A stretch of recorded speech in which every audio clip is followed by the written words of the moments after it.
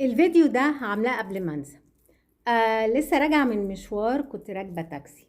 فبعدين بقى قعدنا نتكلم بقى على موضوع ايه، الكهرباء وقطع الكهرباء وتصدير الغاز بره وكذا وكذا وكذا.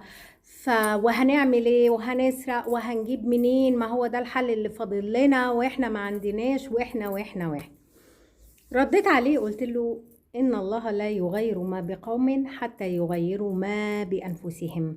أنا مش الإيمان، صدق الله العظيم، أولا أنا مش الإيمان اللي هو يعني نقول يعني ما بقومش من على سجادة الصلاة، ولكن في أساسيات في الدين. معاملتك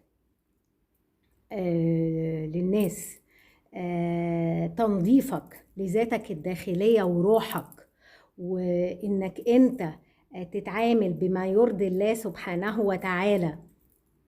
سعيك المستمر لتحسين نفسك وتحسين المحيط اللي حواليك الصغير، ده اللي بيغير، ده اللي بيساعد على التغيير. لما اتقال لي الحكومة ولازم وتعمل وتسوي، قلت له هو اللي شغالين في الحكومة أو أصحاب السلطة كام واحد؟ وإحنا كشعب عددنا كام واحد؟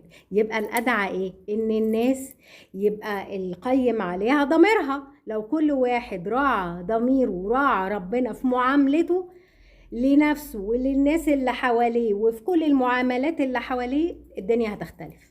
ارجع تاني اقول الآية الكريمة: إن الله لا يغير ما بقوم حتى يغيروا ما بأنفسهم.